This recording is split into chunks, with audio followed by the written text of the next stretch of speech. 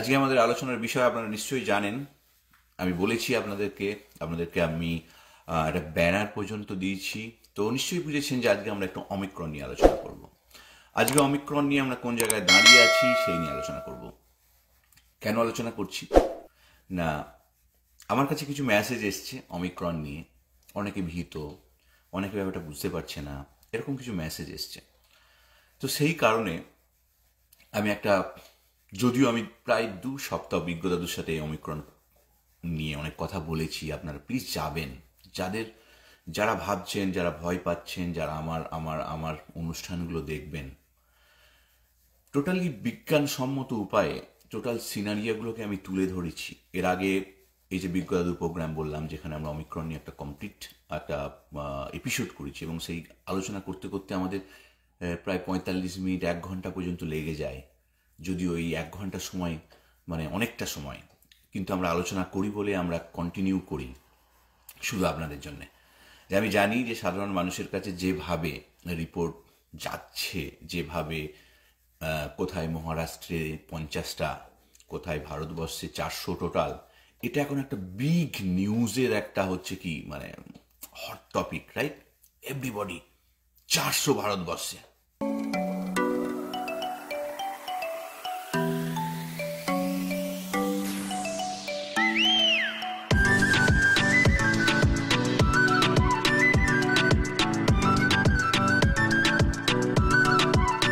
Omicron everybody মানে, তাহলে আপনাদের কাছে একটা অমিক্রন অমিক্রন অমিক্রন মানে একটা ওয়েভ, ওয়ান কাইন্ড অফ কানের মধ্যে বাজছে, রাইট? প্রতি মুহূর্তে বাজছে। তার ফলে কি হচ্ছে, একটা মানুষের মধ্যে আতঙ্ক তৈরি হচ্ছে।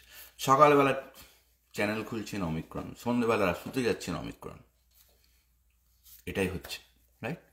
তো অমিক্রন ভ্যারিয়েন্ট, এটা ভ্যারিয়েন্ট অফ কনসার্ন, এটা WHO বিশ্ব স্বাস্থ্য সংস্থা বলেছে, এদিক দিয়ে কোনো ডাউট নেই। তাহলে ভ্যারিয়েন্ট অফ কনসার্ন এটা যখন বলা হয় তখন তার একটা প্রিকশন নেওয়ার জায়গা থাকে, রাইট? আমাদের কাছে কি আছে, আমরা কি করতে পারি, আমরা কিভাবে প্রোটেক্টিভ মেজার নিতে পারি, আমাদের স্ট্র্যাটেজিক প্ল্যান কি হবে, এগুলো আমি অনেকদিন আগেও বলেছি। আপনারা ফলো যদি করেন, কেন ফলো করে বলি, আজকে আপনাদের কাছে নিউজ এসছে যে বুস্টার ডোজ হেলথ কেয়ার সেক্টরে মানে প্রিকশনারি একটা ডোজ দেয়া হবে, রাইট? গভর্নমেন্ট থেকে অ্যানাউন্সমেন্ট হয়েছে, এবং 60 বছরের ঊর্ধ্বে মানুষদের ক্ষেত্রেও দেয়া হবে। আমি আপনাদের বলেছি এই কথাটা যে বুস্টার ডোজ নিশ্চয়ই গভর্নমেন্ট ভাববে, এদের জন্য প্রথমে ভাবতে হবে। কতদিন আগে বলেছি? 2 মাস আগে বলেছি। আমার ভিডিওগুলো দেখবেন, সেখানে একটা সিনারিও আমি ব্যাখ্যা করি, যে সিনারিওতে একটা প্রেডিকশান, যে প্রেডিকশানটা বেসড অন কারেন্ট সিনারিও, সেগুলোই কিন্তু আমি করেছি। দেখুন আজকে কিন্তু যেটা অ্যানাউন্সমেন্ট আপনাদের নিউজ চ্যানেলে এসছে, আমার ভিডিওগুলোতে যান, আমি 2 মাস আগে বলেছিলাম আমাদের নেক্সট ট্র্যাজেডিক প্ল্যান কি হবে। নেক্সট ট্র্যাজেডিক প্ল্যান এটাই হবে যে আমাদের হেলথ কেয়ার সেক্টরে প্রিকশনারি ডোজ যেটাকে বলা হচ্ছে বা বুস্টার ডোজ দেয়া হবে। কেন? তাটা কোন ডেটার উপর বেস করে? যে আমাদের ইমিউনাইজেশন, সে কারেন্ট যে ভ্যারিয়েন্ট, সেই ভ্যারিয়েন্টকে বাধা দিতে পারছে না, পাস করে যাচ্ছে, কিন্তু এই বুস্টার ডোজ দিলে সেটা আবার একটা প্রোটেকশন ক্ষমতা পাচ্ছে। এটা একটা স্টাডি রিপোর্ট, এই রিপোর্টের অনেকগুলো স্টাডি হয়েছে, যে রিপোর্টগুলো আগে আমি ব্যাখ্যা করেছি। তাহলে এর বেস করে আমাদের কি হতে পারে, আমাদের এটাই প্রেডিকশন হতে পারে যে আমাদের ফ্রন্ট লাইন যারা আছেন তাদের ক্ষেত্রে এই ডোজ, বা এল্ডারলি যারা আছেন 60 ঊর্ধ্ব, তাদেরকে এই কথাটা আবার প্রথম ফেজে ভাবা যেতে পারে। অপরন্ত আমাদের ওল্ড যে ভ্যাকসিন ড্রাইভ চলছে সেটাকে কন্টিনিউশন করতে হবে, একটা ডোজ, দ্বিতীয় ডোজ। কারণ যারা হয়ে গেছে 6 মাস আগে, 8 মাস আগে হয়ে গেছে, তাদের ক্ষেত্রে বিভিন্ন যে সমস্ত রিপোর্ট আছে, স্টাডি হয়েছে, আরও অন্যান্য ভাইরাসের ক্ষেত্রে, ভ্যাকসিনের ক্ষেত্রে যে স্টাডিগুলো হয়েছে, প্রত্যেক ক্ষেত্রে দেখা গেছে যে অমিক্রন, যেমন ফাইজারের কথা বলুন বা মডার্না ভ্যাকসিনের কথা বলুন, ফাইজারের যে mRNA ভ্যাকসিনের কথা বলুন, এটা 6 মাস পরে দেখা গেছে সমস্ত কিন্তু কমে গেছে, অ্যান্টিবডি বাইন্ডিং কমে গেছে, নিউট্রালাইজিং ক্যাপাসিটি কমে গেছে, যে কথাগুলো আমি আগের সমস্ত লাইভ ইন্টারাকশন প্রোগ্রামে বলেছি, পুরো স্টাডি ধরে ধরে বলেছি।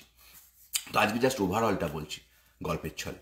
তো এক্ষেত্রে আমাদের যেটা আজকে আপনাদের নিউজ চ্যানেলে এসছে, এটাই কিন্তু আমি 2 মাস আগে আপনাদের বলেছি, সিরিয়াসলি বলেছি, কারণ এটাই হতে হবে। Next step by step you have to think positive. Sanjay Das, ধন্যবাদ জয়েন করার জন্য। তো আমি যে কথাগুলো আবার বলতে শুরু করছি, যে আজকে যে এবার আমি আসি যে আমরা কোন জায়গায় দাঁড়িয়ে আছি। আমাদের ভারতবর্ষে আমি যেটা দেখলাম যে 400, অ্যারাউন্ড 400 বা 400 সামথিং, এক্স্যাক্ট নাম্বারটা 19-20 হতে পারে, সেটা নিয়ে আমি বলছি না যে আপনি 431 বললেন, 429 তো এরকম নয়, আমি অ্যারাউন্ড বলছি 400, ঠিক আছে। ধরুন আমাদের অমিক্রন ভ্যারিয়েন্ট ধরা পড়েছে, কিন্তু আমাদের per day right now around 7,000 infection, কোভিড-19 ইনফেকশন স্টিল নাও আছে ভারতবর্ষে। 7,000 মাত্র, 7 আমরা কিন্তু অনেক বেটার জায়গায় আছি। ভারতবর্ষের মতো এত বড় দেশে রিপোর্টেড 7,000 সংখ্যাটা কিন্তু খুবই কম, খুব কম। এবার এই যে কমটা, এই কমটাই রাখতে হবে আমাদের, এটাই আমাদের টার্গেট হওয়া উচিত, এবং প্রত্যেক সাধারণ মানুষের সেই জায়গায় কাজ করা উচিত। তাহলে আমরা কম রাখবো, যেন 7, যেন 60 মানে 60 না হয়, 70,000 না হয় পার ডে। এইটা আমাদের টার্গেট, রাইট? এবং সেখানে গভর্নমেন্ট সেক্টর কাজ করবে, সাধারণ মানুষ কাজ করবে, কালেকটিভলি প্রোটেক্টিভ মেজার নেবে। তাহলে কিন্তু অমিক্রন কেন, এরকম আরও অনেক ভ্যারিয়েন্ট আসবে, আমাদের কিন্তু এর সাথে আমরা অভ্যস্ত হয়ে যাব। আমাদের সাধারণ জীবনযাত্রা কিন্তু ব্যাঘাত ঘটবে না, এবং না ঘটাটাই তো দরকার। 2 বছর কিন্তু আমরা লড়াই করছি, রাইট? তো আমরা অনেক কিছু এখন জানি। আমাদের হেলথ কেয়ার সেক্টরের যে দুর্বল জায়গাগুলো ছিল ইনফ্রাস্ট্রাকচারের দিক থেকে, সেগুলো অনেকটা ইমপ্রুভ হয়েছে। লোকাল হসপিটালও অনেকটা ইমপ্রুভ হয়েছে সাপোর্ট দেওয়ার জন্যে। যে অক্সিজেনের অভাব ছিল, এখন সেই অক্সিজেনের অভাব আর পড়ছে না। অনেক অক্সিজেন সেই দিকটাও দেখা হয়েছে। যেখানে যে সমস্ত ইউনিটগুলো বসেছিল সেগুলোকে আবার সারাই করা হয়েছে, বা নতুন ইউনিট তৈরি হয়েছে বিভিন্ন জায়গায়। এখন অ্যাভেলেবিলিটি অনেক বেশি। তাহলে আমরা অনেক বেটার জায়গায় আছি। কিন্তু এই বেটার জায়গাটা আমাদের ধরে রাখতে গেলে এই ভয়টা ছড়ালে হবে না। একটা কোথায় ওমিক্রন হয়েছে সেটা নিউজ হতে পারে না, সকাল থেকে সন্ধ্যে কানের গোড়ায় বাজতে পারে না। বাজলে কি হবে, আপনার স্পেশাল অ্যাটেনশন ওদিকে যাবে। তার ফলে কি হবে, একজন একটা বার্তা দেয় আপনাদের কাছে। প্রতিদিন দেখবেন 3 জন 4 জন 5 জন যারা অমিক্রনে কোনো কাজই করে না, যারা ধরুন এরকম বার্তা আপনার কাছে চলে আসছে, যারা ভাইরাসের মানে মানে ব্যাপারটা হচ্ছে যে ভাইরাস নিয়ে কোনো গবেষণা করে না, ঠিক আছে, এরকম কোনো ব্যক্তির অনেক দেখবেন বার্তা চলে আসছে, বা গবেষণামূলক কোনো কথাই থাকছে না, জাস্ট ক্যাজুয়াল কথা থাকছে, যে বার্তাগুলো কোনো ভ্যালু নেই, কোনো সঠিক রেফারেন্স দিয়ে কোনো স্টাডির কথা উল্লেখ থাকে না, জাস্ট নিজের মতো করে বলার ব্যাপারগুলো থাকে। তার ফলে কি হচ্ছে, আমি আমার মতো বলছি, তাহলে আমার বোধ বুদ্ধি ওয়াইজ বলছি, তো আমার বোধ বুদ্ধিতে সব চলবে না পৃথিবী। আমি যদি পৃথিবীতে কি চলছে, যে স্টাডি চলছে, স্টাডি রিপোর্টগুলো না জানি, আমি আমার মতো করে একটা ঘটনাকে ব্যাখ্যা করছি, আমি তো ভয় ছড়াবো। আমি যদি ভীতু লোক হই, না অমিক্রন এটা হয়ে গেলে অনেক ক্ষতি হয়ে যাবে, জাস্ট আমি ব্যাখ্যা করার চেষ্টা করছি, বোঝার চেষ্টা করুন। তাহলে আমরা এই সকাল থেকে সন্ধ্যে একটা অমিক্রন হয়েছে তার জন্য পাগল হয়ে যাচ্ছি, এবং তার জন্য এত বড় বড় লোককে নিয়ে আসছি যে যার মতো বকে যাচ্ছে। সায়েন্টিফিক ডেটা কোথায়? সায়েন্টিফিক ডেটা কি বলছে এবার একটু বলি ছোট্ট করে। এগুলো অনেক বড়, মানে প্রত্যেকটা ডিটেল স্টাডি আমি আগে বলেছি। আমি আজকে আপনাদের যে অনেকে ভয় পাচ্ছেন সেই রেসপেক্টে এসেছি, এবং সেই রেসপেক্টে আপনাদেরকে খুব গল্পের ছলে এই কথাগুলো বলছি।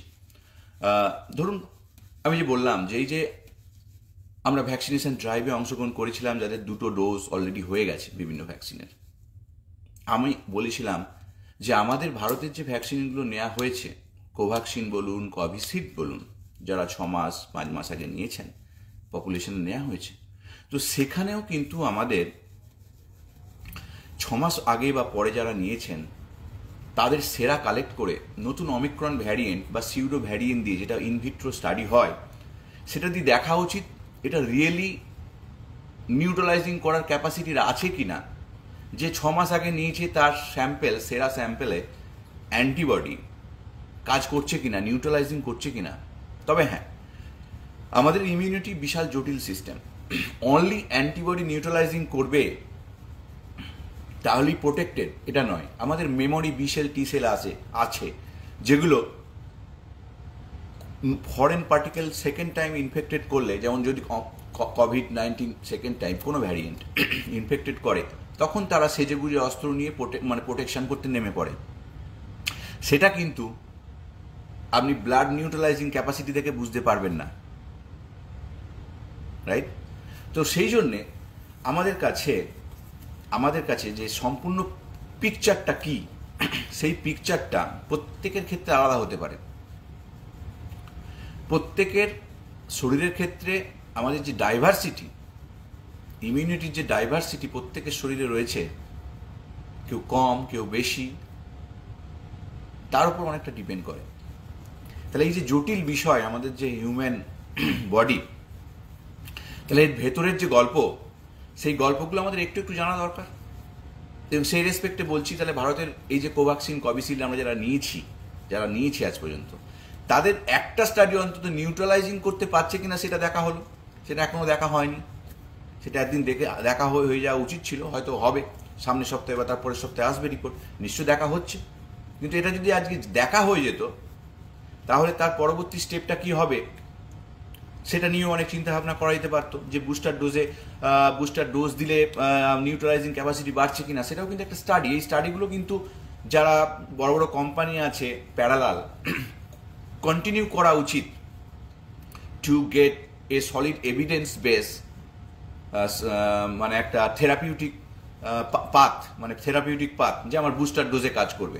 যেমন এই যে ফাইজার বলুন, মডার্না বলুন, এই কোম্পানিগুলো অনেক অ্যাডভান্স কিন্তু রিপোর্ট প্রকাশ করেছে, যে স্টাডি করেছে যে যারা বুস্টার নিয়েছে তাদের শরীর থেকে সেরা নিয়েছে, যারা বুস্টার নেয়নি, যারা আগে মানে ডোজ নিয়েছে, একটা দুটো ডোজ নিয়েছে, তাদের থেকে সেরাম নিয়েছে, দিয়ে নিউট্রালাইজিং মানে আর্টিফিশিয়ালি ইনভিট্রো স্টাডি করে দেখেছে যে বুস্টার ডোজ নিলে প্রোটেকশনটা, অ্যান্টিবডি নিউট্রালাইজেশনটা অনেকটা বেড়ে যায়। না হলে কিন্তু আগে যারা নিয়েছে তারা কিন্তু ততটা নিউট্রালাইজ করতে পারছে না। তাহলে অ্যান্টিবডি টাইটারটা কমে যায় সময়ের রেসপেক্টে। মানে এটা কনস্ট্যান্ট লেভেল, একই ভ্যাকসিন। সেই জন্যই দেখবেন আমাদের বুস্টার ডোজ, এই যে আমরা ফ্লুর জন্য বুস্টার ডোজগুলো নিই, প্রতি বছর অ্যাডপ্টেড হয় এই ফ্লু ভ্যাকসিনটা, নতুন স্ট্রেনের ওপর বেস করে অ্যাডপ্ট হয়, এগুলোকে বলে অ্যাডপ্টেশন। সেই অ্যাডপ্টেশনটা হয় এবং প্রতি বছর আমাদেরকে নিতে হয় ফ্লু সিজনের আগে। তেমনি এবার কোভিড-19টা যেদিকে যাচ্ছে আগামী দিনে, মানে এটা একটা ট্রেন্ড আসতেই চলেছে। এই যে এখন বুস্টার ডোজ মানে one kind of third dose, right, কনসেপ্টটা আসছে। তাহলে এই থার্ড ডোজ আবার 6 মাস পর দেখা যাবে অন্য একটা ভ্যারিয়েন্ট, তখন আবার একটা ডোজ, ফোর্থ ডোজ। তেমন একটা এই যে সিকোয়েন্স অলরেডি আমরা আসতে শুরু করেছি। এখন অনেক গবেষণা স্টার্ট হয়ে গেছে যে ধরুন আজকে যে ভ্যাকসিনগুলো আমাদের কাছে আছে তার কোন স্ট্রেনের ওপর হয়েছে। সেই প্রথম দিকের যে strain, asymptomatic strain, inactive strain, যেগুলো কোভ্যাক্সিন স্টার্ট হয়েছিল কোনো একটা অ্যাসিমটোমেটিক পেশেন্টের ক্ষেত্রে পুরো হোল জিনোমটাকে নিয়ে ইনঅ্যাক্টিভেটেড করে যে ভ্যাকসিন তৈরি হয়েছিল, সেই অনেক আগে, 2 বছর আগে স্টার্ট হয়েছিল। তাহলে সেটার সাথে আমি মানছি আজকের ভ্যারিয়েন্টের অনেকটা মিল আছে, কিন্তু যে ফাংশন, এই যে স্পাইক প্রোটিনের মিউটেশনগুলো হয়, তাহলে সেগুলো অনেক ডিফারেন্স ঘটে যায়। তাহলে আজকের যে ভ্যাকসিনগুলো আমাদের কাছে আগামী দিনে আসবে, সেগুলো অ্যাডপ্টেড হওয়া উচিত বেসড অন কারেন্ট স্ট্রেন। তাহলে সেটাও আগামী দিনে কিন্তু বিজ্ঞান মহলকে, মানে ফার্মাসিউটিক্যাল কোম্পানিকে সেই দিকেও কিন্তু তাদের রিসার্চ গবেষণাকে এগিয়ে নিয়ে যেতে হবে, যে অ্যাডপ্টেড টেকনোলজি, যেখানে আমি কারেন্ট স্ট্রেনটাকে ধরবো, ঢোকাবো এবং সেটার এফিকেসি দেখবো, স্টাডি করবো, সেটাকে রিপোর্ট করবো, রেগুলেটরি সংস্থায় পাস করবো এবং সেভাবে আসবে। এটা অ্যাডপ্টেড হতে হবে। তাহলে অ্যাডপ্টেড হলে আমরা কারেন্ট স্ট্রেনকে আরও, যদি আমাদের বুস্টার ডোজ নিতেই হয়, আমরা কেন 3 বছর আগে স্ট্রেনের নেব, রাইট? তাহলে আমাদেরকে অ্যাডপ্টেড দিয়ে ভ্যাকসিন আসতে হবে।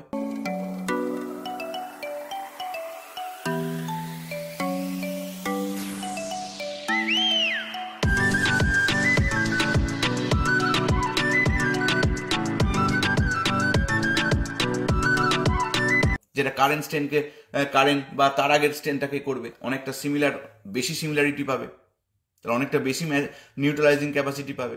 একদম কারেন্টটা তো আজকে যে কারেন্টটা সেটা করা সম্ভব নয়, তার আগের কারেন্টটা বা কনজুগেটেড, দুটো স্ট্রেনের কনজুগেশনও এখন সম্ভব, যেগুলোর গবেষণা চলছে। অনেক কোম্পানি ট্রাই করতে শুরু করে দিয়েছে, আপনারা দেখবেন কিছুদিন বাদে। তো সেগুলোও আমাদেরকে করতে হবে, না করলে আমরা পিছিয়ে পড়ব। তো যাই হোক, তাহলে আমরা অমিক্রন নিয়ে যে জায়গায় আজকে রইলাম সেটা হচ্ছে যে ফিউচারিস্টিক কিছু স্টাডির দরকার, যে ফিউচারিস্টিক স্টাডিগুলো আমাদের ডিরেকশন দেবে। 2, আমাদের ভ্যাকসিন নতুন রূপ, এই যে ভ্যারিয়েন্টের বিভিন্ন রূপ, তাই ভ্যাকসিনকে অ্যাডপ্ট মানে নতুন নিউভাবে তৈরি করার, মানে নিউভাবে তৈরি মানে এগুলোকে অ্যাডপ্টেশন হয়, যেমন ফ্লুতে হয়, প্রতি বছর অ্যাডপ্ট করা হয়। তো এই জায়গায় নিয়ে আসতে হবে প্ল্যাটফর্মটাকে, ভ্যাকসিন টেকনোলজিটাকে সেই জায়গায় নিয়ে আসতে হবে।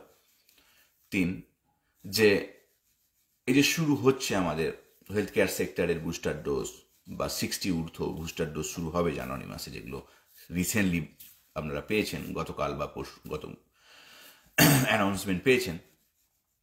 তাহলে সেটাকেও এক্সিকিউট করতে হবে।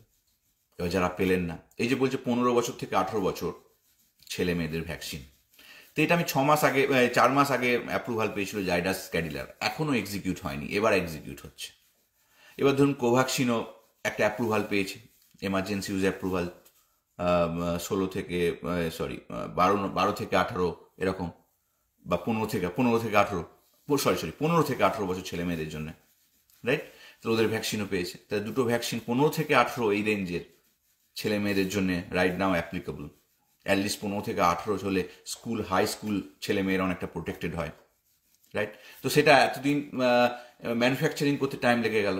3 মাস আগে জাইডাস, 3 মাস, মোর দ্যান 3 মাস আগে জাইডাস ক্যাডিলার কিডসদের জন্য যে ভ্যাকসিনের সেটা কিন্তু অ্যাপ্রুভাল পেয়ে গিয়েছিল, এমার্জেন্সি ইউজ অ্যাপ্রুভাল।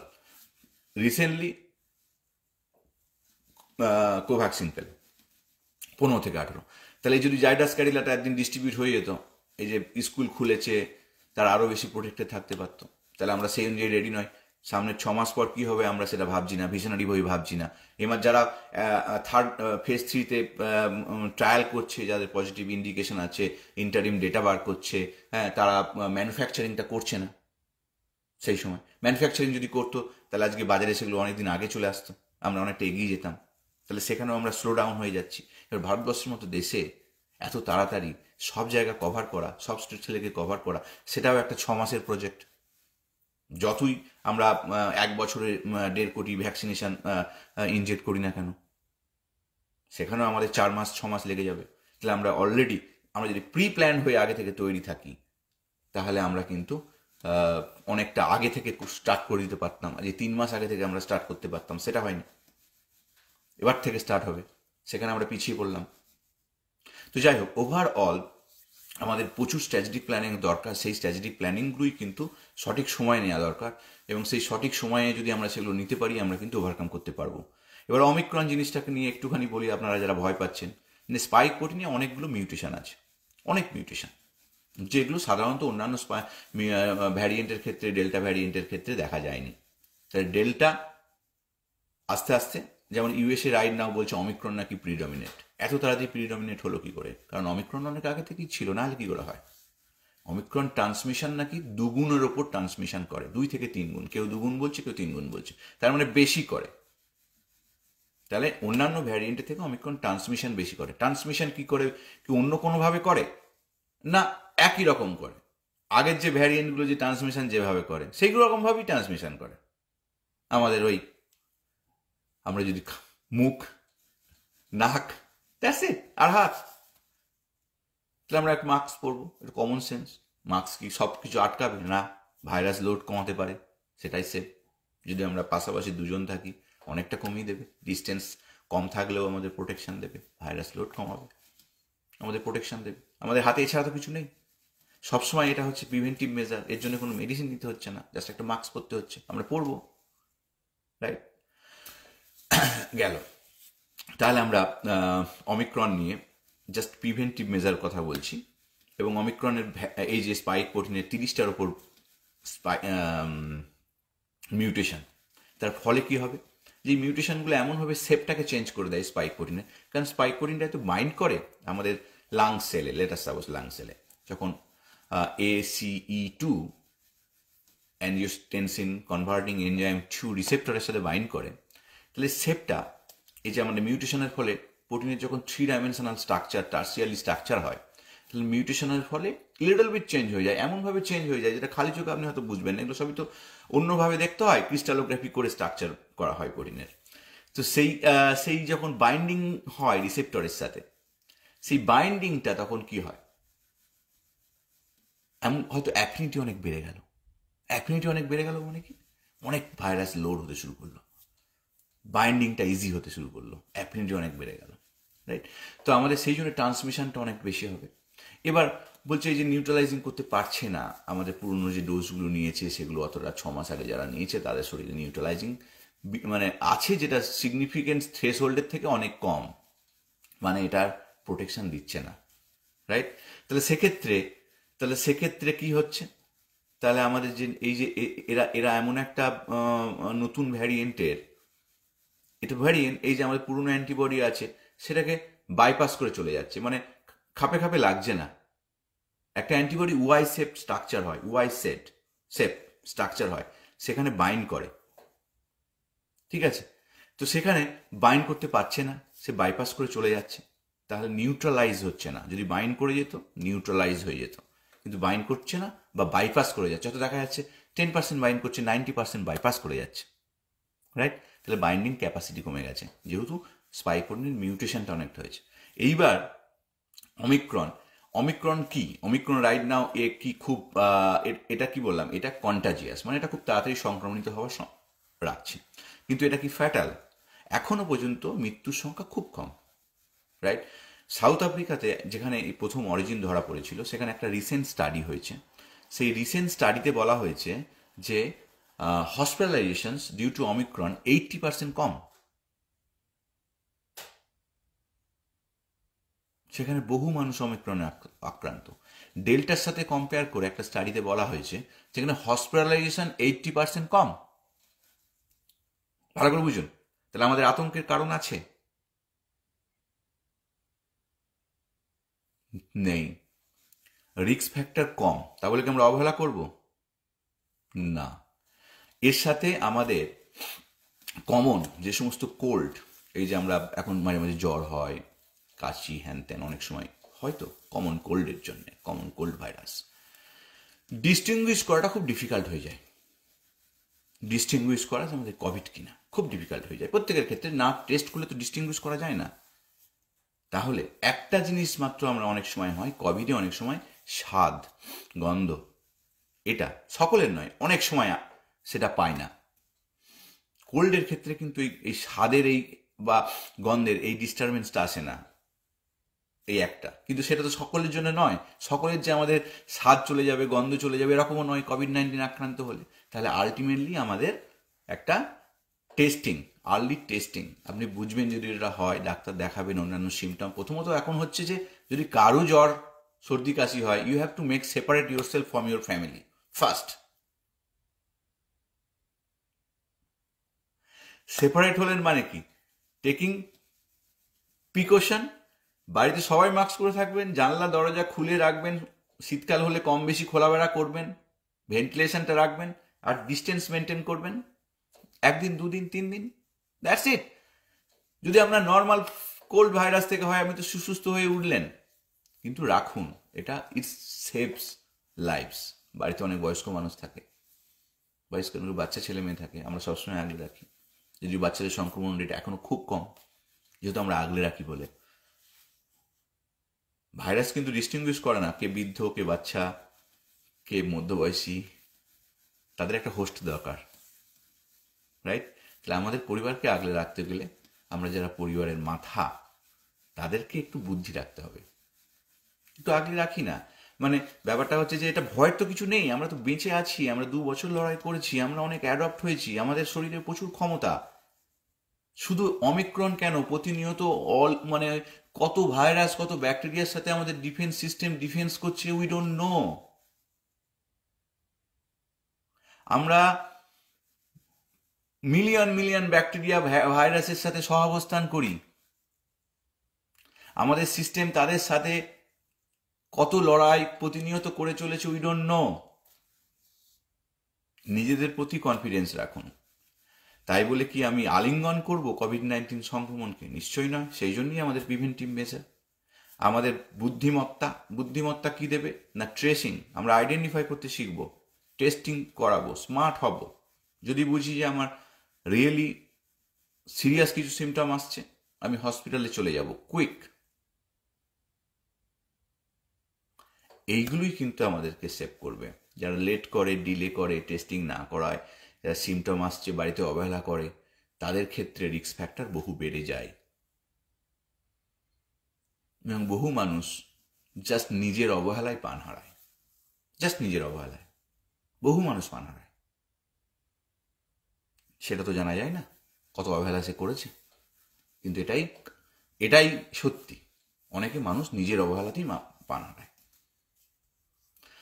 তো যাই হোক, তাহলে আমরা অমিক্রন নিয়ে অনেকটা সারমর্ম আপনাদেরকে শোনালাম, একটা গল্পের আকারে একটা শোনালাম আপনাদের। হ্যাঁ, প্রমিত চন্দ্র, ধন্যবাদ আসার জন্য। প্রমিত চন্দ্রই আমাকে একটা অমিক্রন নিয়ে কোশ্চেন করেছিল, তো সেই রেসপেক্টই আমি আপনাদেরকে আজকে ইয়ে করলাম, একটা লাইভ অ্যাওয়ারনেস ক্যাম্পেইন করলাম। তো সঞ্জয় দাস একটা কি বলছেন, ভ্যাকসিন দিলে কি পরিবারের অটো ইমিউনিটি সিস্টেমটা কি নষ্ট হয়ে যায়? কখনোই নয়। ভ্যাকসিন নিলে আমাদের অটো ইমিউনিটির মতো কাজ করে। ভ্যাকসিন নিচ্ছেন কি, মানে একটা পার্টিকুলার অ্যান্টিজেন আপনার শরীরকে ট্রিট করাচ্ছেন, যাতে তার এগেনস্টে একটা অ্যান্টিবডি তৈরি হয়। আমাদের যে সিস্টেম আছে, তাহলে সেই সিস্টেমকে আমরা আগে থেকে একটা একটা অ্যান্টিজেন মানে ফরেন পার্টিকেল, সেটাকে আমরা কি করছি, চিনিয়ে দিচ্ছি, তার এগেনস্টে অস্ত্রশস্ত্র মজুত করে রেখে দিচ্ছি। এটা হচ্ছে ভ্যাকসিন। আমাদের ইমিউনিটি সিস্টেমকে কাজে লাগিয়ে এটা হচ্ছে। আমরা একটা আগে থেকে ইনঅ্যাক্টিভ ভার্সন বা স্পাইক প্রোটিনের একটা অংশ, যেটা কোভিড-19 স্পাইক প্রোটিনের একটা অংশ, যেটা আমাদের শরীরে ইনফেকশন করবে না, অথচ আমার শরীরে তার জন্য অ্যান্টিবডি, নিউট্রালাইজিং অ্যান্টিবডি তৈরি করে রাখবে, মেমোরি সেল তৈরি করে রাখবে, যেটা ভবিষ্যতে কাজে দেবে, আমাদের ইমিউনিটি সিস্টেমকে আরও শক্তিশালী করবে। সেই জন্য আমরা ভ্যাকসিনেশন করছি। আমরা এটা একটা টেকনোলজি, সায়েন্সের একটা টেকনোলজি। সেই টেকনোলজিকে ইউজ করে আমরা মডুলেট করছি আমাদের ইমিউনিটি সিস্টেমকে, যাতে করে আমরা এর বিরুদ্ধে প্রতিরোধ গড়ে তুলতে পারি। ঠিক আছে?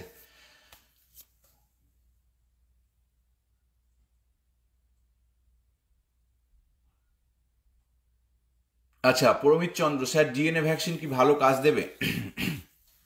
প্রথমেই বলি যে এগুলো হচ্ছে এক একটা technology. MRNA vaccine, DNA vaccine, এগুলো হচ্ছে এক একটা টেকনোলজি। এর মাধ্যমে কি হয়, আলটিমেটলি কি হয় না, পার্টিকুলার কোনো একটা মেকানিজমে এই ফরেন পার্টিকেলটাকে কোনোভাবে, কোনোটা ডিএনএ, কোনোটা এমআরএনএ, কোনোটা এই একটা কোনো একটা মানে ওটাকে বলা হয় কোনো একটা ভেক্টরের মধ্যে ঢুকিয়ে দিয়ে সেটা আমাদের শরীরে ইনকর্পোরেট করা হয়, যাতে করে সেটা আমাদের শরীরে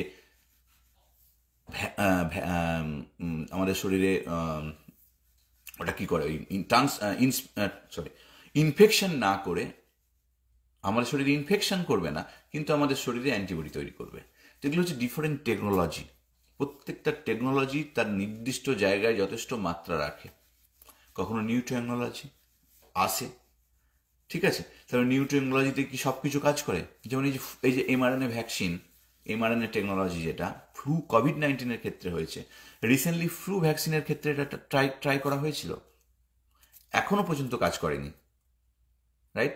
তো এইগুলো হচ্ছে যে সেই জন্যই অনেক কিছু ট্রায়ালের মধ্যে থাকে, অনেক কিছু গবেষণার মধ্যে থাকে, অনেক কিছু আপগ্রেডেশনের মধ্যে থাকে। এগুলো হচ্ছে এক একটা টুল, যে টুলগুলো ভ্যাকসিনেশন ড্রাইভ, মানে এক একটা কোম্পানির নিজস্ব মানে প্রপার্টিস থাকে, ইন্টেলেকচুয়াল প্রপার্টি, এক একটা টেকনোলজি তারা তৈরি করে। যে টেকনোলজিটার ওপরে পেটেন্ট থাকে, তার ফলে সেই টেকনোলজিটা তাদেরই রাইট থাকে, তার ফলে একটা বিশাল বিজনেস স্কোপ তাদের বেড়ে যায়। তারা যে এত টাকা ইনভেস্ট করে টেকনোলজি ডেভেলপ করে, তারা একটা রাইট পায়। তো সেই জন্যে বিভিন্ন কোম্পানি নতুন নতুন টেকনোলজির দিকে তারা সার্চ করে, টেকনোলজি ডেভেলপমেন্টের জন্য ইনভেস্ট করে, কারণ সেই টেকনোলজিটা সেইভাবেই সেটা কিন্তু তারাই এগোবে কয়েক বছর। ঠিক আছে? তো যাই হোক, আপনাদের যদি কোনো প্রশ্ন থাকে আপনারা করতে পারেন। অনেকক্ষণ আপনাদের সাথে আমি আলোচনা করলাম। ধন্যবাদ জয়েন করার জন্যে। তাহলে আজকে অমিক্রন নিয়ে যে প্রমিত, তোমার কথা বলি যে তুমি তো বিভিন্ন রকম নিউজ চ্যানেল দেখো বা এটসেট্রা, তুমি যে বলছো যে একটুখানি ঘাবড়ে গেছো মানে যেটা লিখেছো আমাকে যে মেকিং ফিয়ার, আমি সেই রেসপেক্টে বলি যে এত নিউজ দেখার কি কোনো কারণ আছে? মানে তুমি নিউজ নিয়ে কি করবে? What are you doing? এত নিউজ নিয়ে কি হয় আমাদের? নিউজের আছেটা কি? একই কথা সকালে সন্ধ্যে, যদি আমার ডিফারেন্সটা কি হয়? শুনবো না, সিরিয়াসলি বলছি, শুনবো না। মানে আমি কেন বলছি না, it's make non sense, just নন। একটা কোথায় অমিক্রন হয়েছে, অমুক স্টেটে মেঘালয়ে একটা অমিক্রন হয়েছে, সেটা নিউজ? আরে হতেই পারে। নাগাল্যান্ডে কোথায় দুটো অমিক্রন ধরা পড়ছে, তাতে আমাকে নিউজ করতে হবে? আমি কোনোদিন আসি আপনাদের কাছে নাগাল্যান্ডে দুটো অমিক্রন হয়েছে বলে? আমি জেনারেল টপিকের উপর কথা বলি। দেখুন আজকে আলোচনাটা কি করলাম, টোটাল অমিক্রনের উপর, সিনারির উপর কথা বললাম, রাইট? আপনাদের কোশ্চেন চাইছি, আপনারা দিতে পারেন। তো আমরা শুনবো কেন সেগুলো? আপনাদেরকে নিজস্ব নলেজ, মানে নিজস্ব চিন্তা ভাবনার ইমপ্রুভমেন্ট করতে হবে। না হলে লোকে যেভাবে আপনার মস্তিষ্ককে চালনা করবে, আপনারা চালিত হচ্ছেন। কেন আপনারা নিউজ মিডিয়ার দ্বারা চালিত হবে? Excuse me. ভয় কেন পাবেন? আমি জানবো ব্যাপারটাকে, আমি প্রিভেন্টিভ মেজার নেব। ভয় কেন পাবো? আমি যে কথাটা আমি সবসময় বলি, প্রিভেন্টিভ মেজার, আইডেন্টিফাই আর্লি, যদি সেটা অমিক্রন, আইডেন্টিফাই আর্লি, এই দুটো কথা বারবার বলে থাকি আমি, রাইট? আর বোঝার চেষ্টা করুন, সায়েন্সটা, বিজ্ঞানটা বোঝার চেষ্টা করুন, কোনটা করলে ভালো হবে সেটা বোঝার চেষ্টা করুন। এর বাইরে তো কিচ্ছু করার দরকার নেই।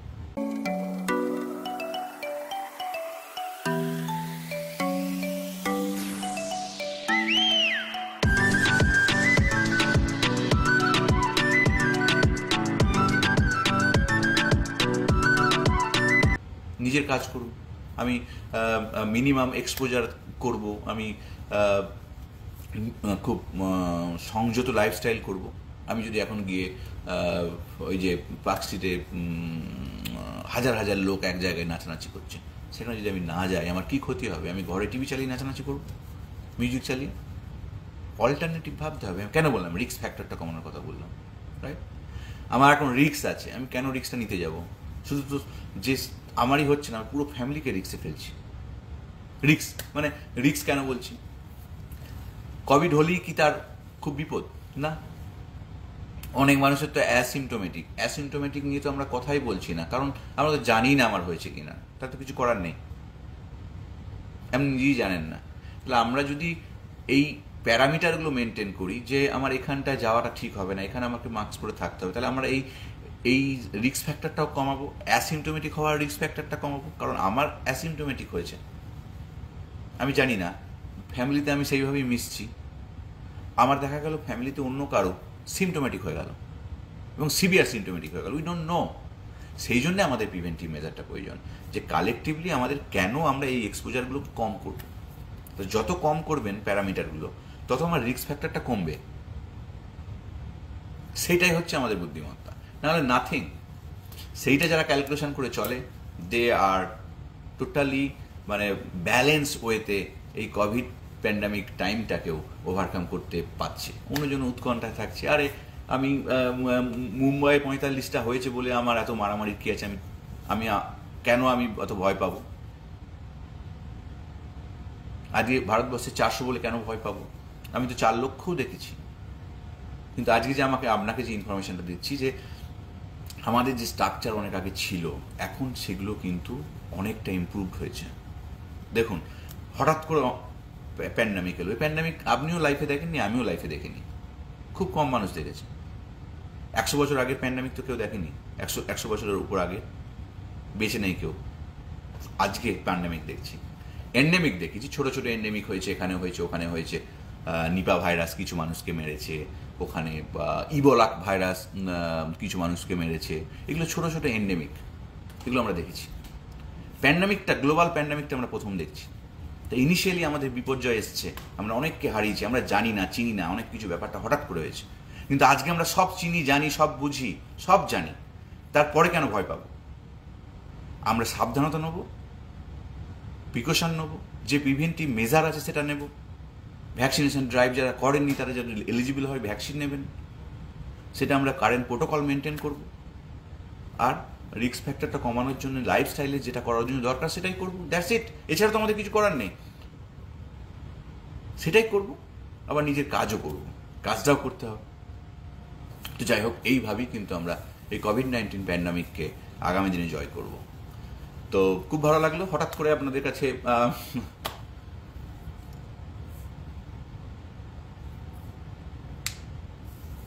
দেখুন, অমিক্রনের নতুন রূপ ডেলমাইক্রন। আমি যে আপনাদের বারবার বলি, আমি ফমিক্রন বলেছিলাম কিছুদিন, প্রথম যখন অমিক্রন বলেছিলাম যে আরও যদি ভ্যারিয়েন্ট আসে, ফমিক্রন যদি আসে, ঠিক আছে। এই নামকরণগুলো তো আমরা করি না, এগুলো বিশ্ব স্বাস্থ্য সংস্থা করে দেয়। তো যদি কোনো ভ্যারিয়েন্ট আসে, মানে কি, মেন ফ্রেমটা অমিক্রনের, আবার যে চেঞ্জগুলো হয়েছিল সেগুলো আবার একটু চেঞ্জ হচ্ছে, ঠিক আছে। যে যে মিউটেশনগুলো হয়েছিল সেগুলো আবার একটু চেঞ্জ হচ্ছে, তখন আবার একটা নতুন নাম দেয়া হচ্ছে, রাইট? তো ঘটনা হচ্ছে এই এই যে নামকরণগুলো, এই যে এইগুলোকে নিয়ে তো ভয় পাওয়ার কিছু নেই। আমি সম্পূর্ণ বলবো যে এবার কেউ যদি বলে বাংলায় একটা ডেলমিক্রন নাকি, হ্যাঁ ডেলমিক্রন ধরা পড়েছে, আপনারা কি ভয় পাওয়া শুরু করে দেবেন? এটা কিন্তু ট্রেন্ড, এইভাবেই কিন্তু দেখুন আজকে অমিক্রন অমিক্রন অমিক্রন, কোভিড-19 সব ভুলে গেছে, এটা কোভিড-19 প্যান্ডামিক, তারই ভ্যারিয়েন্ট চলছে।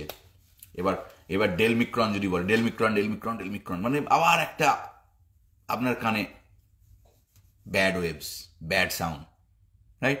Forget about this, think about যে আমি আজকে কোভিড-19 প্যান্ডামিকে আছি, এই করেছি, আরও ভ্যারিয়েন্ট আসবে। ভ্যারিয়েন্ট কেন আসে?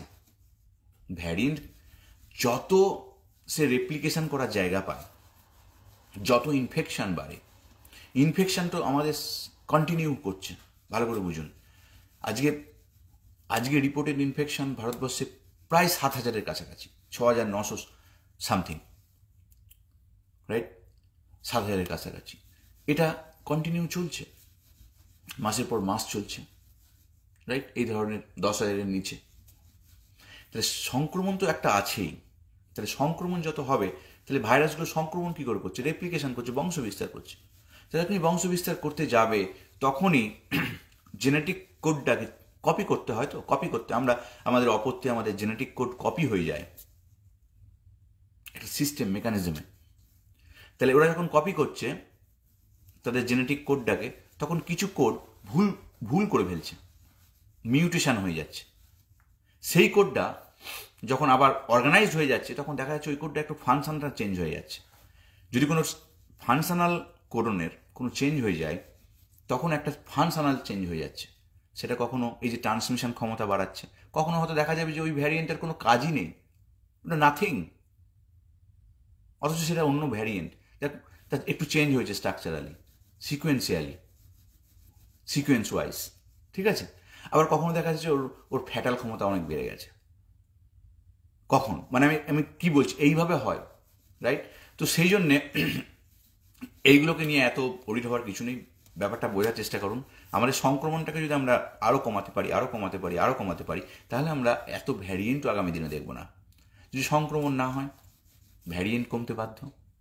আর যদি সংক্রমণ কন্টিনিউ হয়, শুধু ভারতবর্ষের কথা বলছি না, সারা বিশ্বের কথা ভাবুন। এই একই সারা বিশ্বে ছড়িয়ে পড়েছে। আজকে আফ্রিকার সব দেশ 10%ও কেউ ভ্যাকসিন পায়নি। আমরা তো ফুল ডোজ 35%, সিঙ্গেল ডোজ 70% বা 80% পেয়ে গেছি। আমাদের আমেরিকাও একটা সিগনিফিকেন্ট 70 সে হোক 60 হোক, আমি নাম্বারটা মনে নেই আমার, আমি যা একটা সিগনিফিকেন্ট অংশ পেয়ে গেছি। তাহলে অনেক পোর কান্ট্রি আছে যেখানে কোভিড-19 আছে, যেখানে ভ্যাকসিনেশন ড্রাইভই হয়নি, কারণ তাদের ক্ষমতা নেই। বা যে বিশ্বের যে সিস্টেমটা আছে, যে ডোনেশন বা দেওয়া, সেইভাবে তাদের কোটাতে হয়তো গিয়ে পৌঁছায়নি, আর যে কোটা পৌঁছেছে হয়তো উপর লেভেলের কিছু লোক পেয়েছে, সাধারণ মানুষ পায়নি। তাহলে তাদের মধ্যে তারাও তো লড়াই করে বেঁচে আছে, তাদের কিছু মানুষ মারা যাচ্ছে, কিছু করে লড়াই করে ফিরে আসছে, তো সেখানে সংক্রমণটা কন্টিনিউ হচ্ছে, তাহলে ভাইরাস সেই জায়গায় বাড়ছে, গোপনে বাড়ছে, রাইট? তাহলে আমাদের এই গ্লোবাল প্যান্ডামিকটাকে যদি স্থিত করতে হয়, তাহলে আমাদের শুধু এই সীমাটা শুধু মানে নির্দিষ্ট কোনো দেশের মধ্যে সীমাবদ্ধ রাখলে হবে না, গ্লোবাল মানুষের কথা ভাবতে হবে। এখন এই গ্লোবাল মানুষের ভাবার কথা বিশ্ব স্বাস্থ্য সংস্থা রয়েছে, এবং তাদেরকে সেইভাবে সমস্ত দেশকে সহযোগিতা করতে হবে, তবেই কিন্তু সেটা সম্ভব। তাহলে গ্লোবালি যদি আমরা না ভাবি, তাহলে এক জায়গায় গোপনে বাড়ছে ভাইরাস, ভ্যারিয়েন্ট জন্ম দেবে, সেই ভ্যারিয়েন্ট কিভাবে অন্য মানুষের মধ্যে অন্য দেশে ছড়াবে সেটা ট্র্যাকই করা সম্ভব নয়, যেহেতু আমাদের এদেশ থেকে ওদেশ, ওদেশ থেকে ওদেশ, ওদেশ থেকে ওদেশ বাণিজ্য চলে, যাতায়াত চলে, গ্লোবাল, রাইট? আমরা এখন গ্লোবাল হিউম্যান, মানে মানুষ। তো সেই রেসপেক্টে আমাদের আরও তলিয়ে দেখে কিন্তু ওই জায়গাতে কভার করতে হবে, না হলে শুধু আমি আমার এই ক্ষতটাকে করছি, সারা বডির ক্ষত যদি না দেখি তাহলে কিন্তু হবে না, সারা পৃথিবীর কথা বলছি।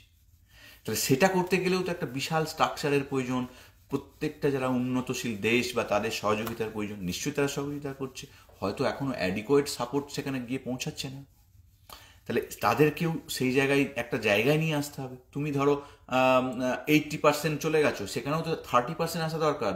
0% বা 1% বা 2% থাকলে তো সেখানে তো গোপনে ভাইরাস বাড়ছে, তাহলে আমাদের সেদিকেও নজর দিতে হবে। বিশ্ব নেতাদের এক জায়গায় এসে এই প্রবলেমটা এই অ্যাঙ্গেলে ভাবতে হবে।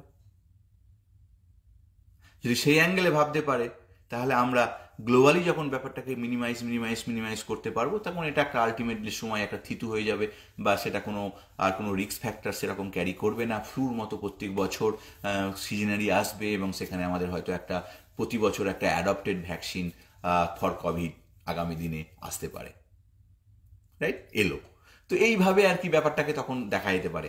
তবে এই মুহূর্তে যেটা আছে সেটা আপনাদেরকে আমি ব্যাখ্যা করলাম, তাই কোনো রকম চিন্তা উৎকণ্ঠা না করে যেটা করণীয় দরকার, যেটা বললাম সেইভাবে আপনারা যদি চলেন, তাহলে দেখবেন আমরা হয়তো অনেকটা উপকৃত হতে পারেন। যে ধন্যবাদ আপনাদেরকে, আমি আর বাড়াচ্ছি না। সঞ্জয় দাস অনেক কথা লিখেছেন, ধন্যবাদ। আপনি এত বেশি করে বলেন, বলছে আপনি এত সোজা সরল ভাষায় বুঝিয়ে দেন, তাতে আমার আর আমাদের সমস্ত ভয় দূর হয়ে যায় তৎক্ষণাৎ। আপনি একটু বেশি আমাকে লেখেন, হ্যাঁ, আর কেউ লেখে না, দেখুন আপনি শুধু লেখেন।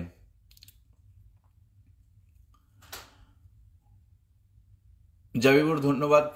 আচ্ছা, আপনারা অনেকেই আছেন যাদেরকে আমি দেখতে পাচ্ছি না, কিন্তু যা টাইপ না করলে, মানে কোনো মেসেজ না দিলে এখানে তাদের নামটা আমি দেখতে পাই না, তো সেই কারণে আমাদের নাম করতে পারছি না। আপনারা জয়েন করেছেন, সকলকে ধন্যবাদ। এইভাবে নিউক্লিয়ার হেলথের সাথে থাকুন। আমরা এইভাবে সায়েন্টিফিক তথ্য, বিজ্ঞানসম্মত আলোচনা, স্বাস্থ্য সংক্রান্ত বিভিন্ন ধরনের কারেন্ট স্ট্যাটাস নিয়ে আমরা আসবো। যদি কখনো মনে হয় যে কোনো পয়েন্টে আপনারা খুব উৎকণ্ঠিত, যদি সায়েন্স অ্যাডভোকেসির জন্য আমাকে মেসেজ করতে পারেন, পেজে যে মেসেজ বটন আছে মেসেজ করতে পারেন। আপনার টপিকটা হয়তো পরে আমি যখন টপিক সিলেক্ট করি, আমি তো একটা জেনারেল টপিক সিলেক্ট করি, তখন সেই টপিকটা হয়তো আপনার টপিকটাই আমি সিলেক্ট করতে পারি। তাহলে আপনারা জানাবেন আপনাদের, সেই জন্যই এটাকে আমি নিউক্লিয়ার হেলথ ফ্যামিলি বলি, যে আমরা এমন একটা পেজ তৈরি করতে চলেছি যেখানে সাধারণ মানুষের স্বাস্থ্য সচেতনতা খুব সুন্দরভাবে গড়ে উঠবে, এবং তাদেরকে আগামী দিনের পথ দেখাবে। এটাই আমার উদ্দেশ্য, এবং এই উদ্দেশ্য আপনারা আসেন, আপনারা সাথ দেন, এর জন্য ধন্যবাদ। আপনারা যদি পারেন আমাদের এই পেজ বন্ধু বান্ধবদের অ্যাড করবেন, অ্যাড ফ্রেন্ড করা যায়, আপনারা করবেন, হেল্প করবেন, তাহলে আমরা আরও অনেক মানুষের কাছে পৌঁছাতে পারবো। তো এইভাবেই যদি আমরা একটা হেলথ লিটারেসি বাংলা ভাষায় প্ল্যাটফর্ম গড়ে তুলি, যেটা সাধারণ মানুষের অনেক উপকার হতে পারে, সেটা যদি আপনারা বোঝেন, তাহলে আমাকে হেল্প করবেন। সকলে ভালো থাকুন, সুস্থ থাকুন, এই কামনায় করি।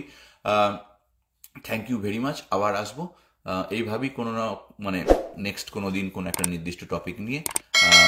তার জন্য আজকে আসি। ভালো থাকবেন। Good night.